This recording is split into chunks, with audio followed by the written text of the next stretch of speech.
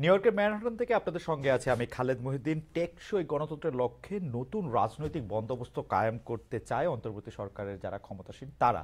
অনেকে আবার বলছেন যে এই অন্তর্বর্তী সরকার দিয়ে আসলে বাংলাদেশের অনেক কিছুই এখন সম্ভব হচ্ছে না, অনেক জায়গায় অনেক কিছু স্টাক হয়ে থাকছে, একটি নির্বাচিত সরকারি ক্ষমতা আসা দরকার। অনেকে আবার বলছেন যে এই সরকার কারো কাছে নির্বাচনের জন্য যাওয়ার জন্য বা নির্বাচন ঘোষণা করার জন্য দরকার কিছু সংস্কারও। এসব নিয়ে কথা বলতে আজকে আমাদের সঙ্গে আছেন নাগরিক ঐক্যের সভাপতি জনাব মাহমুদুর রহমান মান্না। জনাব মাহমুদুর রহমান মান্নার পরিচয় আলাদা করে আর দেওয়ার কিছু নাই। গত কয়েক দশক ধরে বাংলাদেশের রাজনীতির অন্তত অনেক প্রধান চরিত্রের একটি জনাব মাহমুদুর রহমান মান্না। আপনাকে আমরা আমাদের অনুষ্ঠানে স্বাগত জানাই এবং আপনাকে অনেক ধন্যবাদ এবং কৃতজ্ঞতা, আপনি আমাদের অনুষ্ঠানে যুক্ত হয়েছেন। আমাদের সাথে আরও থাকছেন বিএনপির আন্তর্জাতিক বিষয়ক সহ সম্পাদক রুমিন ফারহানা, ব্যারিস্টার রুমিন ফারহানা। আপনাকে আমাদের অনুষ্ঠানে স্বাগত জানাই এবং আপনি আমাদের সাথে থাকছেন এবং সময় দিয়েছেন সেজন্য আপনিও আমাদের কৃতজ্ঞতা জানবেন। আমি প্রথম অধিকার চর্চা করতে পারিনি কি আমি যে প্রশ্নটা আপনি রুমিন ফারহানা করেছেন। আচ্ছা, শিওর তাহলে আপনি একটু বলেন, আমরা একটু আপনাকে আরেকটা জিনিস শোনাই যে আমরা দর্শকদের কাছে প্রশ্ন করেছিলাম যে নির্বাচনের আগে বড় ধরনের সংস্কার করা হবে এমন মন্তব্য করেছেন প্রধান উপদেষ্টা ডক্টর মোহাম্মদ ইউনূস। অন্তর্বর্তী সরকারের এই অবস্থান সমর্থন করেন কিনা, বড় ধরনের সংস্কার করা হবে এটা সমর্থন করেন কিনা, সেইটা সমর্থন করেন শতকরা 83% দর্শক, সমর্থন করেন না হচ্ছে 17% দর্শক। আমাদের জন্য একটি স্টেগারিং নাম্বার, 145,000 মানুষ, মানে 1,45,000 মানুষ ভোট দিয়েছেন এটার মধ্যে। মান্না ভাই, মানে 1,45,000 একটা বিপুল সংখ্যা। জি মান্না ভাই, আপনি বলতেছিলেন। জি, বিষয়টা বলে রাখবে, যে প্রশ্ন করেছে সেটাও বলে রাখবে, কিন্তু আমি এইটার লোভ সামলাতে পারছি না। প্লিজ প্লিজ, মানে অনধিকার চর্চা করবো তো বলছি। ধরেন ওবায়দুল কাদের আর মাহমুদুর রহমান মান্না দুজন প্রতিদ্বন্দ্বী ছাত্র নেতা ছিল, কিন্তু ওবায়দুল কাদের আমার কাছে ডাকসু নির্বাচনে কোনো পাত্তাই পাইনি। তারপরে আমি আওয়ামী লীগে থাকলাম না, আওয়ামী লীগে যোগ দিয়েছি, থাকতে পারলাম না বা থাকলাম না। এখন ওবায়দুল কাদের আওয়ামী লীগের সাধারণ সম্পাদক হয়ে গেলেন। তখন আমাকে কোনো কোনো মানুষ এরকম করে বলেছে, ভাই ওবায়দুল কাদের সাধারণ সম্পাদক হয়ে গেল, আপনি দলটা ছেড়ে দিয়ে থাকলে আপনি তো হতে পারতেন। আমি তাদেরকে বলতাম না, আমি হতে পারতাম না, কারণ শেখ হাসিনা যে তুতু করে তাকে দিবে, আমাকে দিবে না। আমি ওটা জানি, বুঝি বলেই আমি ওখানে থাকিনি। এখন end of the day Khaled, আমি বলি যে আমি মনে করি I am right, Obaidul Quader রং। এখন কি অবস্থা দেখলে তো তাই বোঝাই যায়, খুব স্পষ্ট বলা যায়।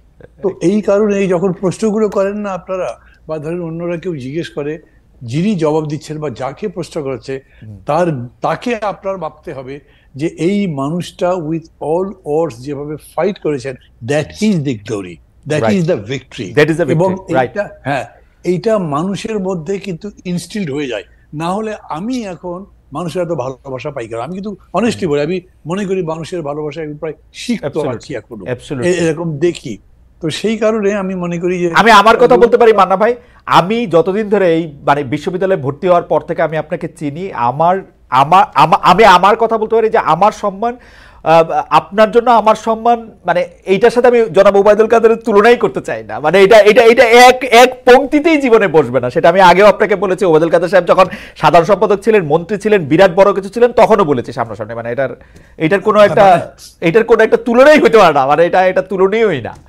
আপনি যদি মনে পড়ে গেল উদাহরণটা সেই জন্য এটা বললাম।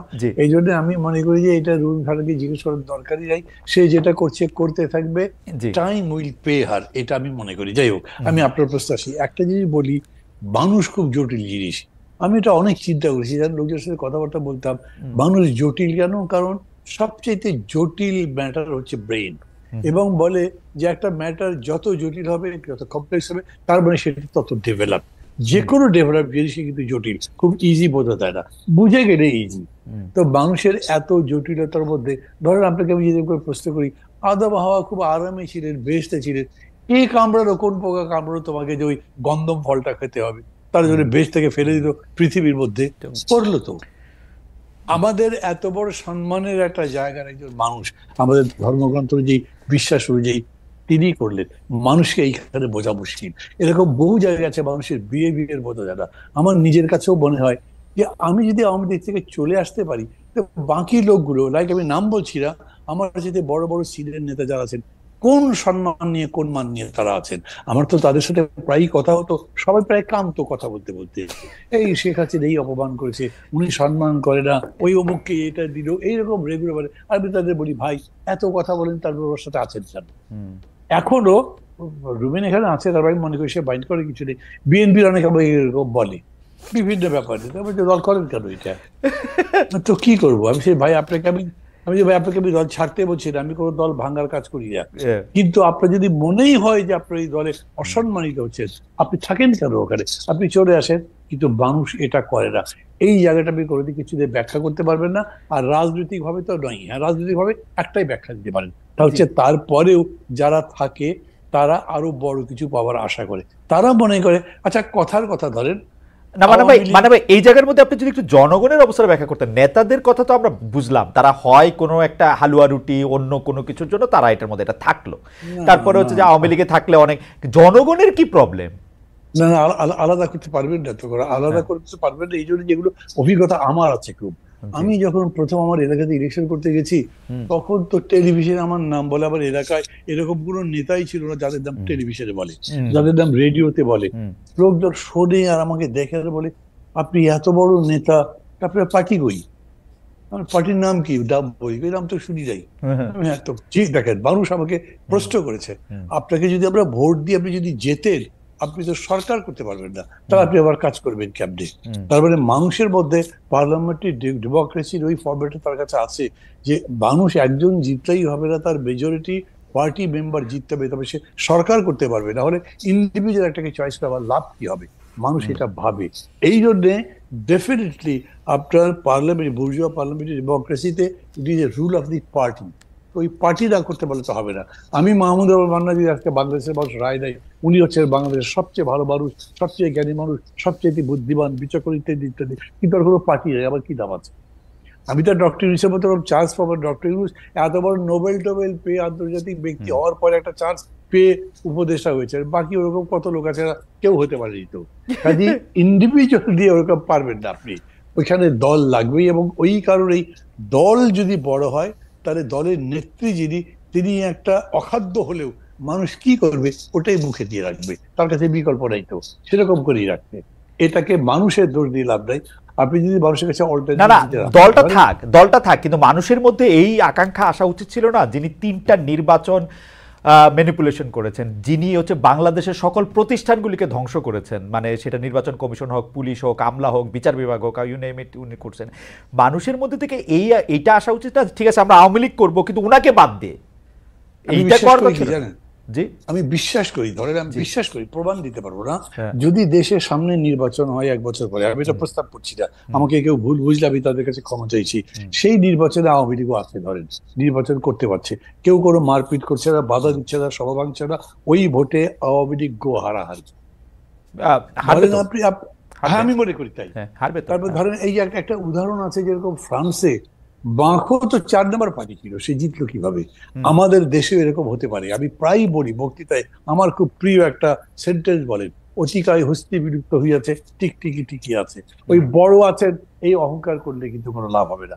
আর সিংহ বনের রাজা হাতি রয়, যদিও হাতি প্রাণী হিসেবে বড়।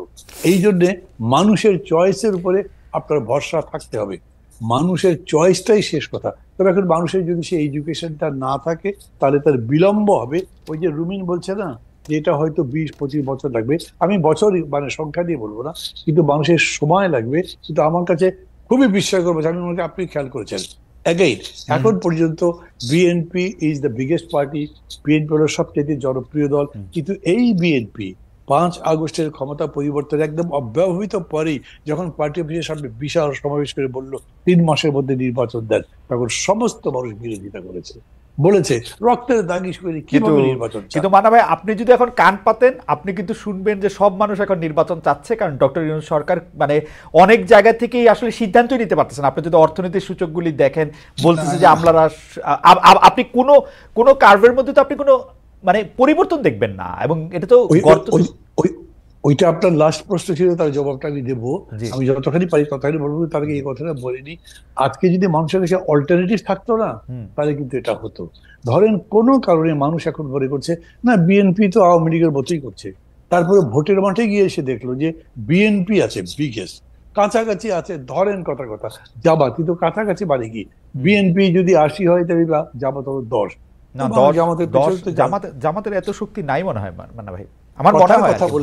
কথার কথা বললাম। জি, 80 আর 10 বলছি তো, এইটাতেও মানুষ আর জামাতের কাছে যাবে, বিএনপির কাছে যাবে যদি সে বিএনপির ব্যাপারে ক্রিটিক, কারণ আর কিছু নাই না। কিন্তু এইখানে কিন্তু মানে ভাই আপনার কাছে মনে হয় না যে এই যে বিকল্প নাই করতে করতে শেখ হাসিনার দলও শেখ হাসিনাকে রাইখা দিল 15 বছর 20 বছর, পারলে 2041 সুমিন বলছে 2041 পর্যন্ত রাখতো, কারণ তারা এরকমই ভাবতো নিজেদেরকে। বিকল্প তো আসলে তৈরি হয় না, মানে বিকল্প যতক্ষণ পর্যন্ত বিকল্পের মতো দেখতে লাগে ততক্ষণ পর্যন্ত কেউ এটাকে নেয় না, এটা তো অবভিয়াস হইতে হয়। এটা হবে, মানে এখন যদি ওরকম করে বলেন তাহলে আমি আমার নিজের কথা বলতে, আমি তো বিকল্প করবার জন্যই আজকে 13-14 বছর ধরে চেষ্টা করছি, আমি বিকল্প হতে পারিনি, কিন্তু মানুষের কাছে আমি অ্যাজ অ্যান ইন্ডিভিজুয়াল একটা অল্টারনেটিভ আমি মনে করি। আমার দল হয়নি, ওকে, আমিও, কিন্তু দল যদি হতো তো হয়ে যেত। আমরা একটা প্রশ্ন মানা ভাই আপনার কাছে কিছু শোনার বাকি, কিন্তু আমরা একটা প্রশ্ন আসলে ব্যারিস্টার রুমিন ফারহানাকে করতে চাই, যেটা আবার আপনার কাছে আমরা আপনি লাস্ট প্রশ্ন যেটা করেছেন তার জবাব আমি বলি, তারপরে জি বলেন প্লিজ বলেন। প্রশ্নটা কি করেছেন আবার বলেন। বলেছিলেন যে গভর্নমেন্ট পারছে না পুরোটা, কি একটা প্রশ্ন? রাইট, হ্যাঁ হ্যাঁ, গভর্নমেন্ট তো আসলে কোন জায়গা থেকেই আমরা মানে যেটাকে কাজ করা বলে, মানে আমি তো বলতে চাই যে গভর্নমেন্টের এই মুহূর্তে ইলেকশন দেওয়া উচিত। এই মুহূর্তে বিএনপি কে আপনি যেটা বলেছেন যে আপনি ওই যে পার্সেন্টেজ দেখিয়ে বললেন না, পার্সেন্টেজ থেকে যে নির্বাচনের আগে যে সংস্কার করা হবে, ডক্টর ইউনূস এই মন্তব্য করছেন, অন্তর্বর্তী সরকারের মানে অবস্থান সমর্থন করেন কিনা এইটা আমরা প্রশ্ন করেছিলাম দর্শকদের। একদিনের মধ্যে সেই দর্শকরা 1,45,000 ভোট দিয়েছেন, শতকরা 83% মনে করেন যে সংস্কার করতে পারা উচিত। শুনেছি। আমি আপনাকে বলি, এটা আমি এবারে ব্যক্তিগতভাবে উপদেষ্টাকে বলেছিলাম, আর কাউকে ওপেনলি বলবো তা মনে করিনি, কিন্তু আপনার প্রসঙ্গ আসতে পারে আমি বলে ফেলছি সেটা। আমি তাকে বললাম যে ভাই আপনাদের আসলে কিন্তু আমি পছন্দ করি না, কিন্তু এই কথা আমি আবার কাউকে বলিও না, মানে এটা বলি যদি তাহলে এটা আওয়ামী লীগের কাছে চলে যায়, এই জন্য বলছি না।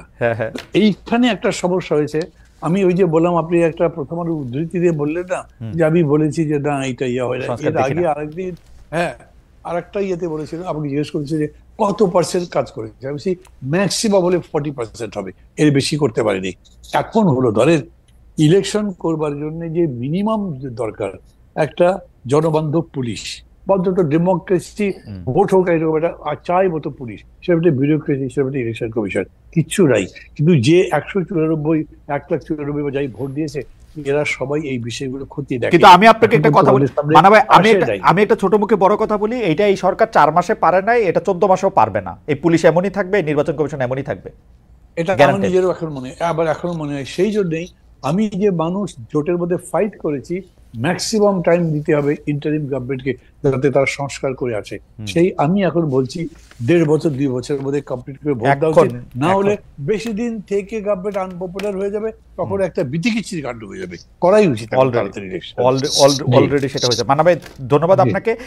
আমি একটু ব্যারিস্টার ফারহানাকে যে প্রশ্নটা করতে চাই সেটা ব্যারিস্টার ফারহানাকে শুনে আমি একটু মান্না ভাইকে একই প্রশ্নের প্রেক্ষিতে শুনতে চাই, যে ঘটনাটা একটু পুরনো, সেটা হচ্ছে রাষ্ট্রপতি শাহাবুদ্দিন চুপ্পু পদে টিকে গেলেন বিএনপির কারণে। আমরা এটা দেখেছি, জুলাই আন্দোলনে পালিয়ে যাওয়া আওয়ামী লীগ ও বিএনপির ইচ্ছা না থাকায় নিষিদ্ধ হচ্ছে না, খোদ প্রধান উপদেষ্টা মিডিয়ায় সাক্ষাৎকার দিয়ে এই কথা বলেছেন। কিন্তু আওয়ামী লীগ পালিয়ে প্রবাসী, তারা যুক্তরাজ্য জাপানে রাজনৈতিক সভা করছে, সেখানে শেখ হাসিনা অডিওতে বক্তব্য দিচ্ছেন। প্রবাসে সক্রিয় আওয়ামী লীগকে কি দেশে সুযোগ দেওয়া উচিত নাকি অনুচিত? আপনার অবস্থানটা আমি একটু শুনতে চাই, এবং একইভাবে মান্না ভাইয়ের অবস্থানটা আমি শুনতে চাই, যে মানে আমরা নেতা বা জনগণের পার্সপেক্টিভটা শুনলাম, আপনাদের পার্সপেক্টিভ একটু শুনতে চাই ব্যারিস্টার ফারহানা। আমি কি আগের আলোচনা থেকে প্লিজ হ্যাঁ প্লিজ হ্যাঁ। আচ্ছা, দেখুন বাংলাদেশের পলিটিক্যাল যে সিস্টেম, তাতে পার্লামেন্টারিয়ান কারা হবেন বা পার্লামেন্টারিয়ানদের কাজটাকে, একজন সংসদ সদস্যের কাজ কি, এটা কিন্তু দেশের মানুষ খুব পরিষ্কার না। তারা মনে করে সংসদ সদস্যের কাজ হলো ব্রিজ, কালভার্ট, রোড নির্মাণ করা, এবং এটা নির্মাণ করতে গিয়ে তাকে সরকারের একেবারে সাথের লোক হতে হবে, তাহলেই তার পক্ষে সহজ হবে এই প্রকল্পগুলো পাশ করিয়ে নিয়ে আসা। এবং যারা সংসদ সদস্য হন তারাও বিশ্বাস করেন তাদের কাজ হলো এই ব্রিজ, রোড, কালভার্ট নির্মাণ করা, এবং এই নির্মাণ থেকে 10%, 15%, 20% তাদের পকেটে নেওয়া। এটা হচ্ছে একটা মিউচুয়াল আনরিটেন এগ্রিমেন্টের মতন, হ্যাঁ, জেন্টলম্যান এগ্রিমেন্ট, কিন্তু আসলে তো একজন সংসদ সদস্যের কাজ সেটা নয়। একজন সংসদ সদস্যের কাজ পলিসি মেক করা, একজন সংসদ সদস্যের কাজ আইন প্রণয়ন করা, একজন সংসদ সদস্যের কাজ সরকারকে জবাবদিহিতার মধ্যে আনা। দেখুন, সংসদের 70 অনুচ্ছেদ সংবিধানের, আমরা যে এটা নিয়ে এত লাফালাফি করছি, আচ্ছা সংবিধানের 70 অনুচ্ছেদে অনুযায়ী আপনি দলের বিপক্ষে ভোট দিতে পারবেন না। আপনি কি 54 বছরে দলের সমালোচনা করে কোন সংসদ সদস্যকে সংসদে দাঁড়িয়ে বক্তব্য দিতে শুনেছেন? না, কিন্তু বেরিসা ফারহানা, আপনারা তো সংসদের বাইরে ছিলেন 15 বছর, আপনাদের তো 70 অনুচ্ছেদ ছিল না। আমরা কি দেখেছি আপনারা দলের সমালোচনা করে পল্টন ময়দানে বক্তৃতা দিয়েছেন? আপনি পল্টন ময়দানে তো 70 অনুচ্ছেদ নাই। আমরা পল্টন ময়দানে বক্তৃতা দেই নাই, আমরা এতই মাইরের উপরে ছিলাম, আমি আমার ব্যক্তিগতটা বলতে পারি যে আমি ওই মাইরের বর্ণনা দিতে দিতে আর যাকে আনা হতো আমার সাথে, সে ওই মারকে ডিফেন্ড করতে করতে এমন একটা জায়গায় নিয়ে যাইতো যে কনস্ট্রাকটিভ আলোচনার জায়গাটাই তো ছিল না। আপনি বলেন তো, সাংবাদিক হিসেবে খালেদ মহিউদ্দিন, গত 15 বছরে, হ্যাঁ, যদি দুই দল নিয়ে এসে বসছেন, কোন কনস্ট্রাকটিভ আলোচনা সেই অর্থে গঠনমূলক আপনারা কি করতে পারছেন খালেদ ভাই? ছিল না, ওই পরিবেশ ছিল না, এটা বইলা তো লাভ নাই। তো এখনই বা কত গঠনমূলক আলোচনা হয়, এই প্রশ্নও তো আমি বলতে পারি। আমি তো তবু কিছু কথা বলি ভাই, হ্যাঁ, এর বাইরে তো আমি আর কাউরে কোনো কথাও বলতে শুনি না। এই অভ্যুত্থানটা হইছে এক পালের জায়গায় আরেক, বিষয়টা তো তার না রে ভাই। রাইট, বেরিসা ফারহানা, আপনি যদি ওইটা একটু বলতেন যে শেখ হাসিনা যে অডিওতে বক্তব্য দিতেছেন প্রবাসী বিভিন্ন জায়গায়, ওইটা দিয়ে যদি মন্তব্য করতেন। জি, ওইটা নিয়ে আমার মন্তব্য খুব পরিষ্কার। আমরা শুরুতেই শুনলাম যে শেখ হাসিনা দেশ থেকে পালিয়ে গেছে। পালাতে দিল কারা? এক, কেন তাকে, আমি জানি সেনাবাহিনীর সাহায্য নিয়ে তিনি বিমানে করে পালিয়ে গেছেন দেশ থেকে, সেনাবাহিনী তাকে তার হেফাজতে নিতে পারতো কিনা এই প্রশ্ন আমি রাখি। কারণ তিনি তো আসলে প্রত্যক্ষ এবং পরোক্ষ ভাবে 2000 হত্যাকাণ্ড, 25,000 মানে কি বলে অ্যাসল্ট এবং প্রায় 1,500 মানুষের চোখ হারানোর সঙ্গে সম্পৃক্ত, তাই না? দুর্নীতি সরিয়ে রাখি। 2 হলো 800 সামথিং এর একটা তালিকা নাকি ছিল সেনাবাহিনীর কাছে যারা তাদের হেফাজতে ছিল। সেই তালিকায় কাদের নাম ছিল এখন পর্যন্ত আমরা জানি না। তারা দেশ থেকে পালালো কি করে বা আদৌ পালিয়েছে কিনা তাও আমরা জানি না। আচ্ছা, আমরা অল্প কিছু লোককে বিচারের আওতায় আনতে দেখলাম, এবং ফর এক্সাম্পল সালমান এফ রহমানের বিরুদ্ধে খুনের মামলা। আরে যার বিরুদ্ধে আপনি শেয়ার কেলেঙ্কারি নিয়ে কিংবা ব্যাংক লোপাট নিয়ে বা এস আলমের বিরুদ্ধে ব্যাংক খাওয়া নিয়ে মামলা করতে পারেন, তাদের বিরুদ্ধে আপনি 302-তে গেলেন। মানে যার যেদিকে যাওয়ার কথা না তারটা সেদিকে গেলেন। এতে হয় কি, মামলার মেরিট কমে যায়, জনগণের বিশ্বাস কমে যায়, এবং last but not the least, মানুষ মনে করে ও ওরা তো এখন পাওয়ারে নাই, এখন সব ওদের বিরুদ্ধে ঢালাও মামলা হবে। আবার যখন ওরা পাওয়ারে আসবে তখন এগুলো সব ঢালাও মামলা হিসেবে বাতিল হয়ে যাবে। এবং কালচারের মধ্যে আমরা চলতেছি। এবং এখন তো ন্যারেটিভ আরো পাল্টে গেছে যে শেখ হাসিনা আসলে বিদেশে পালায়ে যান নাই, জানো নাই, তাকে জোর করে তাকে একটি বিমানে উঠিয়ে দেওয়া হয়েছে এবং সেখান থেকে জোর করে তাকে মানে বাইর করে দেওয়া হয়েছে, যেটা আসলে প্র্যাকটিক্যালি ইম্পসিবল। শেখ হাসিনা প্রধানমন্ত্রী থাকা অবস্থায় তিনি যদি চাইতেন তার গায়ে স্পর্শ করার আগে এসএসএফ এর অনেক জায়গাগুলি পার হয়ে অনেকগুলিটা হইতে তিনি পালায়ে গেছেন, সেইটাই ঠিক। বাট নেরেটিভ এখন পাল্টানো হয়েছে। আমরা একটু মান্না ভাইয়ের কাছ থেকে একটু জানতে চাইবো। আমাদের একজন দর্শক এইবার আমাকে প্রশ্ন করেছেন, এবার আমাকে এখন প্রতিষ্ঠানগুলি কি করেছে। আমি এটা জয় বলতে চাই, কোনো কিছু ধ্বংস করতে আসলে যত সহজে সম্ভব সেগুলিকে গড়ে তোলা বা সেগুলিকে শুশ্রূষা করা আসলে সম্ভব না। আপনি একজন কুস্তিগির বা একজন মুষ্টিযুদ্ধকে মেরে আধমরা বা কোমায় নিয়ে যাওয়ার পরের দিন একদিনেই তিনি আবার সুস্থ হয়ে ফাইট করতে থাকবেন, ব্যাপারটা এরকম কখনোই হয় না। প্রতিষ্ঠানগুলি এখন কি করছে সেটার ক্ষেত্রে হচ্ছে আমার জবাব, প্রতিষ্ঠানগুলি শেখ হাসিনার 15 বছরের প্রতিষ্ঠান ধ্বংসের ফলে, এটা আমার মতামত, বাংলাদেশকে 35 বছর ভুগতে হবে ধ্বংসমাত্র একটা প্রতিষ্ঠান নিয়ে। এটা এর চেয়ে একটু কম হতে পারে। মানে আপনি যদি একটু বলেন যে এই যুক্তরাজ্য জাপান এখানে যে রাজনৈতিক সমাবেশ করতেছে এটা আসলে ঠিক হচ্ছে কিনা, আবার মানে মানে মানে ডক্টর ইউনূস যে বলতেছেন আসলে বিএনপির জন্য পারতেছি না আওয়ামী লীগরে ঠিকঠাক করতে, ওইটা নিয়ে যদি এটা উনি যদি বলেন খুব মুশকিল। জানেন সম্ভবত খালেদ যে ডক্টর ইউনূস আমার ডাইরেক্ট টিচার ছিলেন। জি, চিটাগাং ইউনিভার্সিটি। ডাইরেক্ট টিচার থাকলে একটা অসুবিধা হয় না, সমালোচনা করতে কিরকম নিজের মধ্যে লাগে। কিন্তু তারপরে আমি তো বলতে বাধ্য হচ্ছি, ধরেন এখন সবচেয়ে ভালো ক্রিকেটারকে আপনি ফুটবল খেলতে দেবেন, আমি দিনে ওকে ফুটবল ভালো খেলতে পারবেন কি? ওনার আপনি প্রথম থেকে যে বক্তৃতাগুলো করেন সেগুলো যদি খেয়াল করেন, উনি বলছেন বাংলাদেশ হবে একটা ফ্যামিলি, আমরা ইনক্লুসিভ ডেমোক্রেসি করতে চাই। এই দুটো কথার কিন্তু কোনো ব্যাখ্যা দেননি, কিন্তু এটার ব্যাখ্যা একটাই দাঁড়ায় যে আপনি এদেরকে অ্যাকোমোডেট করে রাজনীতিটা করবেন। আমি এটাকে খারাপ ভালো কিছু বলছি না, কিন্তু আমি মনে করি it's a huge question from transition from fascism two democracy. কিভাবে যাবে? যেটা ডেমোক্রেটিক ওয়ে। ডক্টর ইউনূস সম্ভবত মনে করতেন একটা ডেমোক্রেটিক ওয়েতে যেতে হবে। আমেরিকানরা তো সবসময় তাই মনে করে, গণতান্ত্রিক পদ্ধতিতে এইটা এইটা এইটা এটা করা যাবে না, এগুলো সব বলে। কিন্তু বাংলাদেশটা এরকম যে এত কিছু করবার 15ই আগস্ট আপনি কিন্তু ওদের কিচ্ছু করতে দেননি, সেটাই রাইট। এবং এই পর্যন্ত তাদেরকে দিচ্ছেন না, সেটাই চলছে। কিন্তু আপনি বক্তৃতা যেগুলো করছেন এবং সেই ভিত্তিতে সেটা বুঝে, সাগর ভাই তো বলেই দিল, কই তাদের তো ব্যান করি নাই, তাদেরকে তো সমাবেশ করতে নিষেধ করি নাই, চাকরি যেতে যেতে কোনোভাবে বাঁচলো তারটা, উনি পোস্টেড আউট হয়ে গেলেন, মানে আর এক দায়িত্বে চলে গেলেন। তো এই ক্রাইসিসটা আগে বুঝতে হবে। আমরা এই গণতন্ত্রের প্রত্যাবর্তনটা করব যে সেই পদ্ধতি কি, এটা ট্রায়াল এন্ড এরর দিয়ে হতে পারে। আমি মনে করি যদ্দূর ডেমোক্রেটিক অ্যাটমসফিয়ার রেখে করা যায় সেটা ভালো, আমি এটা প্রেফার করবো। এটা আমার ব্যক্তিগত চয়েস। ডক্টর ইউনূস যদি এটার পক্ষে থাকে আমি তার সাথে আছি, যদি অন্য কিছু বোঝান তার সেটা বলবেন। কিন্তু আমি মনে করি এইটা করতে গিয়ে আবার উনি মনে করেছেন যে গণতন্ত্রে কি আপনার জরুরি অবস্থা নাই, গণতন্ত্রে কি নিষেধাজ্ঞা নাই, গণতন্ত্রে কি 144 নাই, আছে তো। আপনি এগুলো চর্চা করেই কন্ট্রোল করতে পারতেন। আমরা যখন বলেছি সাইবার সিকিউরিটি অ্যাক্ট সব বাতিল করে দেন, সেটা আমাদের সময় ছিল। কিন্তু এখন সাইবার সিকিউরিটি অ্যাক্ট বাতিল করবার কারণে আপনি শেখ হাসিনার বক্তৃতা বন্ধ করতে পারছেন না, অন্যান্য কাজ করতে পারছেন না।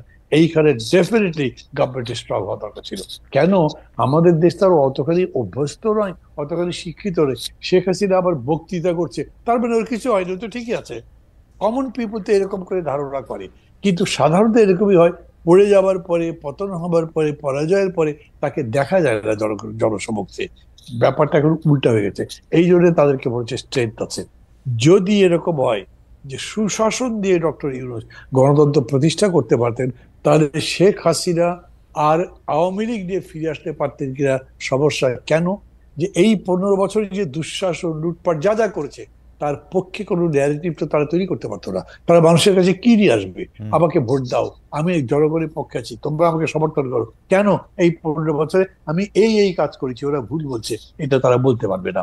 কারণ হচ্ছে জলজান্ত এমন অনেকগুলো উদাহরণ আছে, মানে যেমন তার পিওর যে 400 কোটি টাকা কামাই করছে, অথবা ধরো এই যে 2টা মেট্রো স্টেশন ঠিক করতে লেগেছে মাত্র 100 কোটি টাকার নিচে, উনি বলেছে লাগবে 400 কোটি টাকা। তারপরে কত বড় চোর উনি নিজে, এটা তো বোঝা যাচ্ছে, মানুষ কিন্তু বোঝে। এর ফলে আমি মনে করি এটাও একটা ট্রায়াল এন্ড এরর মেথডে যেতে পারে, কিন্তু তার সাথে সাথে একটা সুশাসন আর একটা হচ্ছে দক্ষ শাসন, যেটা নিয়ন্ত্রণও করতে পারে, যেটা এনার্কি কিংবা ভায়োলেন্সকে কন্ট্রোল করবার মতো ক্ষমতা রাখে। নট ওই যে ছাত্রদের পার্টিদের সেরকম করে না, কত তাড়াতাড়ি পুলিশটা অর্গানাইজ করতে পারেন, কত তাড়াতাড়ি সবগুলো এজেন্সিকে অ্যাক্টিভ করতে পারেন। কিন্তু গভর্নমেন্ট তো সেগুলো ফেল করছে। ফলে হয়েছে কি, এখন প্রশ্নটা বড় করে তৈরি হয়েছে, তো ওরাই কি আবার ফিরে আসবে? অনেকে ভাবছে এগুলো। এই ভাবনাটাও আপনি একদম মানে মৃত্যু ঘটাতে পারতেন যদি আপনি বাজার দরটা ঠিক করতে পারতেন, আপনি ট্রাফিক কন্ট্রোল করতে পারতেন, জ্যাম কমাতে পারতেন। এবং আবার বলি, এখন তো আসলে পুলিশের ঘুষ-টুস তো চলছে ভেতরে ভেতরে, শুরু হয়ে গেছে, খালি পুলিশের মধ্যে না, সিভিল অ্যাডমিনিস্ট্রেশন এগুলো শুরু হয়েছে। এমনি মানা ভাই, এরকমও তো মানে তো আসলে শোনা কথাই, এই সরকারে যারা আছেন যে উপদেষ্টারাও কি ঘুষ খাচ্ছেন এখন? কথা তো শুনি বাজারে, বাজারে শুনি। এখন ধর এই যে আপনাকে যেটুকু আমি বললাম, এটা একটা স্বীকৃতির মতো ব্যাপার হলে বেচারা একটু বিপদে পড়বে, তাদেরকে এটা ফেলতে চাই না। কিন্তু যদি করে থাকে তাহলে এর চাইতে বড় রকম সমালোচনা তো তাদের সামনে পড়তে হবে। কে খাতির করতে যাবে বলেন? তারপরে দৃশ্যমান যদি হয় বিষয়টা তাহলে হবে। তাছাড়াও যখন উনি এই ছাত্রদেরকে উপদেষ্টা নিয়োগ করলেন, তখন কিন্তু অনেকে প্রশ্ন করেছে এই বিষয়টা, মানে ছাত্রদেরকে আন্দোলনে জিতেছে বলে ক্ষমতাই আনতে হবে, এটা তো একটা কথা না। দ্বিতীয় কথা, যদি আপনি আনলেনও তারপর তাদেরকে গাইড করবার প্রশ্ন ছিল, আপনি তাদের হাতেই কন্ট্রোল দিয়ে দিলেন, তারাই সব চালাতে যদি লাগে, তাদের তো লার্নিং এর পিরিয়ডটাই ঠিক মতো শেখা হলো না, তাহলে কি করবে? উনি যখন নিজে বক্তৃতা করেন, ওই ওল্ড ইয়েদের বাদ দাও, তোমাদের নিজেদের করতে হবে, that is not the right way to say things. Because আপনি অভিজ্ঞ লোকজন ওই না হলে তো, আপনি আছেন ডক্টর মোহাম্মদ ইউনূস 84-85 বছর বয়স, আপনাকে থাকতে হচ্ছে, আপনাকে আপনাকে একটু আমি ইয়ে করছি, কারণ আছে যে চ্যানেল 24 কে হ্যান্ড ওভার করার জন্য আমরা চ্যানেল 24 আসলে তাদের ওই যে টপ অফ দ্য আওয়ার নিউজের মধ্যে চলে যাবে। আমরা আরো কিছুক্ষণ আপনাদের সঙ্গে থাকতে চাই, সেই জন্য হচ্ছে চ্যানেল 24 নিশ্চয়ই তাদের বিজ্ঞাপন এবং অন্যান্য কিছুর জন্য আমরা চলে যাবে। আমরা আপনার কাছে যে বিষয়টি এখন জানতে চাইবো, এটা একটি শেষ বিষয়, আপনি তো কিন্তু এই বিষয়টি আবার রুমিন ফারহানাকেও জানতে চাইবো, সেটি হচ্ছে যে ভারতের পররাষ্ট্র সচিব বাংলাদেশ সফর করেছেন। দুটি বিষয় তিনি অনেক কথা বলেছেন বলে মিডিয়াতে এসছে, দুটি বিষয় হলো আমাকে সবচেয়ে বেশি মানে আমাকে নাড়া দিয়েছে। একটি হচ্ছে তারা বলেছেন যে আগের সরকারের সাথে তাদের যে সম্পর্ক ছিল এই সরকারের সাথেও তারা সেই সম্পর্কই রাখতে চান। এই প্রসঙ্গে তারা মনে করিয়ে দিয়েছেন যে ডক্টর ইউনূসকে যেই বিদেশি সরকাররা সবচেয়ে আগে সমর্থন জানিয়েছেন, অভিনন্দন জানিয়েছেন, তার মধ্যে মোদী সরকার একজন। আর দুই হচ্ছে তারা একদম স্পষ্ট বলতে চেয়েছে যে ভারত এবং ভারতীয় মিডিয়া এক না। আমি আপনার একটু জায়গা থেকে একটু শুনবো যে এই যে সোশ্যাল মিডিয়ায় বাংলাদেশ বিরোধী গুজব, অপতথ্য ছড়ানো, বনাম ভারতের পতাকা মারানো, সাবেক সামরিক কর্মকর্তাদের কলকাতা, বিহার, উড়িষ্যা দখলের হুমকি, এগুলিকে আসলে আপনারা পুরোটা মিলে আপনারা কি দেখেন আর কি? আর ভারতীয় মিডিয়ার সার্কাস তো আছেই। মানে আমার আফসোস হচ্ছে আমি একবারের জন্য দেখি নাই, কিন্তু এগুলি আমার কি বলে জানি টাইমলাইনে শুধু আসতে থাকে। এই জনৈক ময়ূক এই করেছেন, সেই করেছেন, লাভ দিয়েছেন, ঝাঁপ করেছেন। আমার কাছে শুধু মনে হয় যে আমাদের তো প্রত্যেকের রিমোট কন্ট্রোলে একটা অফ বাটন থাকে, খুঁজলেও পাওয়া যায়। মানে এটা দেখতে হবে কেন, মানে আমি বুঝি না। কিন্তু মানা ভাই, আপনি ভারতীয় পররাষ্ট্র সচিবের জায়গা থেকে যদি আপনি জিনিসটা একটু বলেন, বাংলাদেশ সফর এবং তার বক্তব্য। খালিদ এমনি এটা বলে না যে যুদ্ধের ময়দানে হেরে যাওয়া সৈন্যদের দিয়ে আবার একটা উইনিং ব্যাটল করা যায় না। আমার কাছে মনে হয় ইন্ডিয়া তো চাণক্যের দেশ, তারা খুব বিব্রত আছে শেখ হাসিনাকে দিয়ে। তারা তো তাকে মানে বের করে দিতে চেয়েছিল, কোথাও জায়গা দিতে পারে নাই, তাদের দেশে রাখতে পেরেছে। যদি শেখ হাসিনা বলতেন যে আমি যা দিয়েছি ওরা কোনদিন ভুলবে না, ভারত আসলে ভুলতে পারে না যে এর জন্যই আমরা এত কিছু পেয়েছি, সেইটা ভেবে তাকে ফেরত দিতে পারছে না। কিন্তু আমি মনে করি না যে তারা মনে করে যে শেখ হাসিনাকে দিয়ে আবার একটা উইনিং ব্যাটল করা যাবে, জিতে তারপর তাকে ক্ষমতায় বসানো যাবে, আগের সেই হারানো সাম্রাজ্য ভারত ফিরে পাবে, আমার এটা মনে হয় না। মানে যদি করেও দ্যাট ইজ শিয়ার স্টুপিডিটি। তারা একদম বুঝে করছেন কি করেনি তা আমি জানি না, কিন্তু এইটা ঠিক যে আমরা এইবার এই ঘটনার পরে আগরতলা সহ যা যা হলো তার জন্য আমরা ভারতের কাছে আগের মতো জি হুজুর তো করিনি, বরঞ্চ আমরা আইবল টু আইবল কথা বলেছি, আমরা আমাদের কথা বলেছি। এবং এটা বুঝে গেছে এই 4 মাসের মধ্যে ইন্ডিয়ান সরকার যে এই গভর্নমেন্ট আগের মতো কখনোই। কিন্তু মানে ভাই আমি তো দেখি যে ভারত সরকার শেখ হাসিনাকে বন্দি করে রেখেছে, তাকে মিডিয়ার সঙ্গে কথা বলতে দিতেছে না। এবং আমি দেখি যে যখনই বাংলাদেশে কোনো কম্পিটেন্ট কোর্ট রায় দিবে, ভারত সরকার ফেরত দিবে শেখ হাসিনাকে এবং জেল খাটবে। এবং আমি তো শেখ হাসিনার প্রতি ভারত সরকারের প্রেম দেখি না তো আর। মানে এটা কি দেখা যায় অ্যাবসলিউটলি প্রিজনার সে, উনি এখানে। এটা তো আওয়ামী লীগের প্রোপাগান্ডা যে উনি এখানে খুব ভালো আছে, ভালো নাই উনি এখানে, ওনাকে বন্দি করে রাখা হয়েছে। আমি আপনার কথাই সত্যি মনে করি, কিন্তু এই যে হাতে যদি একটা মোবাইল থাকে সেটা দিয়ে একটা ভিডিও মেসেজ পাঠানো, এটা কোনো বিষয় না। এটা সবাই ভিডিও মেসেজও পাঠাতে পারতেছে না তো, কোথায় ভিডিও মেসেজ পাঠাইছে? এগুলি অডিও মেসেজ, ভিডিওটা লাগায় রাখে। সরি অডিও বলতে ভুল হয়েছে আমার, অডিও ওটা তো করতেই পারেন। আর ওইটা দিয়ে লন্ডনে প্রেস কনফারেন্স অ্যাড করছেন, বক্তৃতা করছেন। These are rotten things. এগুলো দিয়ে ইন্ডিয়ান গভর্নমেন্ট আবার শেখ হাসিনাকে বসাতে চায়, এইটা প্রকাশিত হয় কিনা এটা আবার সন্দেহ আছে। তাছাড়া ওই যে তারা বলেছে যে বর্তমান অন্তর্বর্তী সরকারের সাথে তারা আগের সরকারের মধ্যে সুসম্পর্ক স্থাপন করতে চায়, এইটা করা ছাড়া তাদের কাছে পথ কি আছে? আমরা সবসময় ভুল করেছি। আমি আগেও বলতাম যে আমাদের সরকার বলতে চাই যে ইন্ডিয়ার কাছে আমাদের অনেক দায় আছে, আমাদের কাছে ওদের দায় কম না। এক চিকেন নেক তাদের পুরো গাড়ি ভেঙে দিতে পারে, সেটা তারা বোঝে। এবং সেইটাতে আমরা যদি পুরো এন্টাই চলে যাই তাহলে তাদের জন্য খুব সুবিধা না। সো কার্ড আমাদের কাছেও আছে। আমি কিন্তু শেখ হাসিনাকে নিয়ে, আমি জানি না ব্যারিস্টার ফারহানা কি বলবেন, আমি কিন্তু শেখ হাসিনাকে নিয়ে ইন্ডিয়ানদের অনেক বড় স্বপ্ন পরিকল্পনা আছে, এটা আমার মনে হয় না। মানে ইন্ডিয়ান সরকারের, মানে ময়ূক বিশ্বাসে দিয়া ইন্ডিয়ান সরকার জানি না আমি। এইটা যদি ধরেন এরকম হতো যে তাজউদ্দিনের ফ্যামিলিকে তারা আনতে চেষ্টা করছে, that could B A real conspiracy. কারণ ওইটার মধ্যে কিন্তু হ্যাঁ এটাতে কিন্তু পাবলিক রেসপন্ড করার সম্ভব ছিল। এবং খেয়াল করে দেখেন যে তাজউদ্দিন সাহেবের ছেলেমেয়েরা যেরকম করে বক্তৃতা করছে, এটা তো হার্ট ক্যাচিং টাইপের বক্তৃতা একটা। এবং যেরকম করে বলছে, ওই জায়গা থেকে কিছু হয়েছে। আমি খোঁজ করবার চেষ্টা করেছি, যদিও ওরকম করে আমি ইনক্লুড করি না, সেটা খারাপ দেখা যায়, কিন্তু আমি দেখেছি এরকম নয় এখন পর্যন্ত। ইন্ডিয়ানদের কোনো পরিকল্পনা থাকলে আপনার বক্তব্যের পরে মনে হয় এটা নাই হয়ে গেল মান্না ভাই। কারণ হবে ষড়যন্ত্র, আপনি এটা সামনে নিয়ে আসছেন, এটা তার মনে হয় না থাকবে। আমরা একটু বেরিসা ফারানার কাছে জানতে চাই, বেরিসা ফারানা, এইটা মানে আপনার কাছে কি মনে হয় যে মানে ভারতে উনি আছেন, ভারত সরকারের সমর্থন নিয়ে উনি যে কোনো সময় টুপ করে এসে খুব করে ক্ষমতা নিয়ে নেবেন, আপনার এরকম মানে মানে এই বয়ানটা আপনার কাছে কিরকম লাগে? মানে এটা খুবই অস্বাভাবিক, এটা হবার কোনো সুযোগ নেই, ভারতও এটা খুব ভালোই বোঝে। কিন্তু ভারতের যে বিষয়টার সমস্যা হচ্ছে সেটা হচ্ছে যে শেখ হাসিনা একটা কথা কিন্তু বলে ফেলেছিলেন, ভারতকে আমি যা দিয়েছি সেটা তারা আজীবন মনে রাখবে। এবং সত্যি আমরা এমন কিছু নেই যেটা ভারত চেয়েছে এবং পায়নি, কিংবা এমন কিছু যেটা ভারতের জন্য কল্যাণকর কিন্তু হয়তো মুখ ফুটে ভারত চাইতে পারেনি, সেটাও শেখ হাসিনা দিয়েছে। শেখ হাসিনাকে যদি ভারত এই মুহূর্তে রিটার্ন ব্যাক করে বাংলাদেশে, কিংবা আশ্রয় না দিত, সেই 5ই অগস্টের কথা আমি বলছি, তাহলে কিন্তু ভবিষ্যতে আর কেউ শেখ হাসিনার মতন এভাবে কর্মচারীর মতো আচরণ হয়তো আর কোন সরকার প্রধান করবে না ভবিষ্যতে। আচ্ছা এখানে খালি দুইটা প্রশ্ন। একটা প্রশ্ন হচ্ছে ভারত সরকারকে শেখ হাসিনা নিজের মুখে বলেছেন যা দিয়েছি তারা কখনো ভুলতে পারবেন না, ইউনূস সরকার এই দেওয়ার মধ্যে কোনগুলি বন্ধ করছেন সেটা আমার একটু বললেন।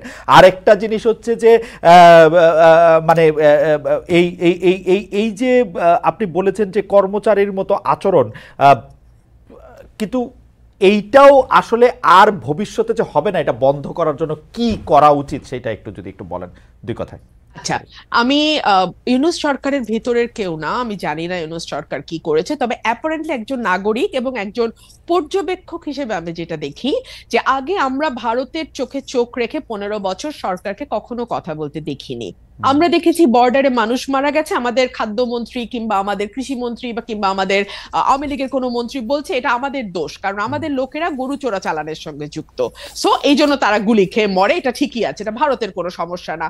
আমরা দেখেছি তিস্তা নদীর পানি ভারত বলছে যে এটা মমতার আপত্তির কারণে দিতে পারছে না, যদিও ভারতের কনস্টিটিউশন ধরে আমি আপনার শোতেই দেখিয়েছিলাম যে কেন্দ্রীয় সরকার চাইলে আরেকটা মানে দেশের সঙ্গে যে কোনো চুক্তি, যে কোনো ট্রিটি তারা করতে পারে, রাজ্যের অনুমোদন লাগে না। কিন্তু আমরা দেখেছি আমাদের সরকার আবার গলা বাড়িয়ে বলছে আসলে সত্যিই তো ভারতে কি করবে, মমতাই তো দিচ্ছে না, পশ্চিমবঙ্গের জন্য ভারত পারছে না, উল্টো আমরা দেখছি ফেনী নদীর পানি তারা দিয়ে এসছে। মানে এগুলো কিছু এক্সাম্পল দিলাম, এই জায়গাগুলোতে আমার মনে হয়েছে অ্যাটলিস্ট সরকার চোখে চোখ রেখে কথা বলছে। এবং দেখুন, প্রণয় ভার্মাকে ডেকে আনা, তলব করা, সাদা বাংলায় তলব করা, এটা কিন্তু আমরা এত বছর এভাবে তলব করার কালচার দেখি নাই। এটাতে যে খুব মহাভারত উল্টে যাবে কিংবা বিরাট কোনো বিপ্লব হয়ে গেল, নো, কিন্তু আমার তো একটা সত্তা আছে, স্বাধীন সত্তা, সেই সত্তাটা এবং বাংলাদেশের নাগরিক হিসেবে, একটা সার্বভৌম দেশের নাগরিক হিসেবে তো আমার কিছু চাওয়া, কিছু সম্মান আছে, তাই না? সেই জায়গাটাতে আমি উজ্জীবিত হই, সেই জায়গাটাতে আমি একটা স্পিরিট খুঁজে পাই, এইটুকুই। আর দ্বিতীয় যে প্রশ্নটা আপনি করেছেন যে একই রকম সরকার বা নতজানু সরকার ভবিষ্যতে আর আসবে কিনা, এখানেই না জনগণের নাগরিক হয়ে ওঠার প্রশ্নটা সম্পর্কিত, যেটা আমি আপনাকে কিছুক্ষণ আগে পার্লামেন্টের উদাহরণ দিয়ে বুঝাচ্ছিলাম।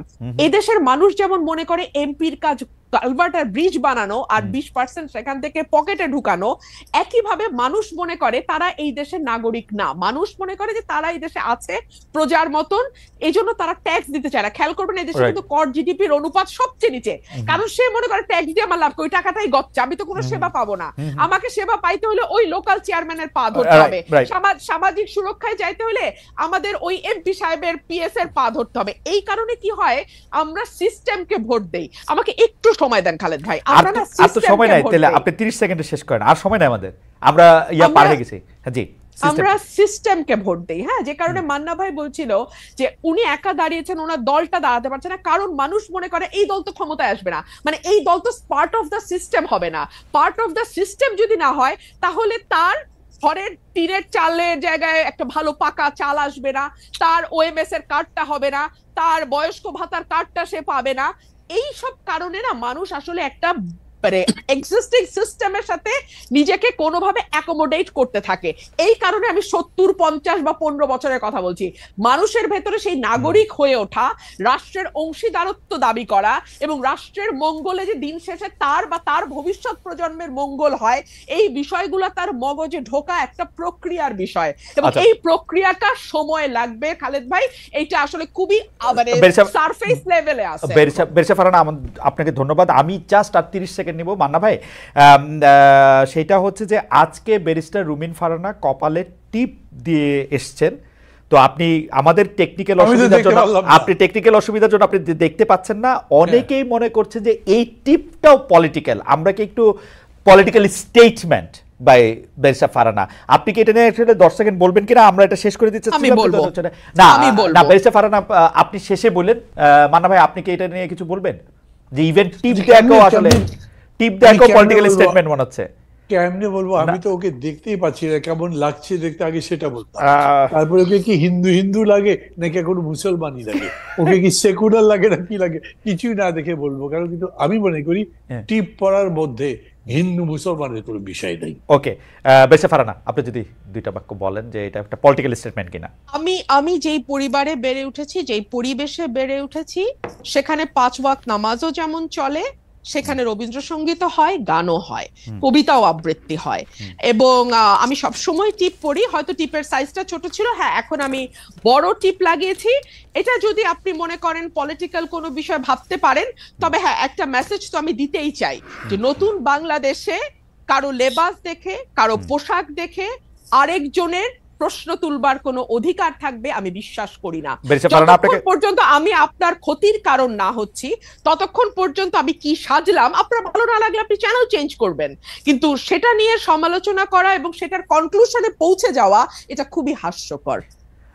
ব্যারিস্টার রুমিন ফারহানা আপনাকে অনেক ধন্যবাদ জনাব মাহমুদুর রহমান মান্না কেউ আমরা আসলে সময়ের থেকেও আসলে একটু বেশি সময় শুনলাম, কারণ রুমিন ফারহানা এবং জনাব মাহমুদুর রহমান মান্না দুজনেই অত্যন্ত গুরুত্বপূর্ণ কিছু বিষয় নিয়ে অনেক গুরুত্বপূর্ণ কিছু কথা বলেছেন। দর্শক, আমরা আবারও আপনাদের সঙ্গে আমাদের দেখা হবে এই বৃহস্পতিবারই নতুন অতিথি নিয়ে। সেই পর্যন্ত আপনাদের সবাইকে অনেক অনেক ধন্যবাদ।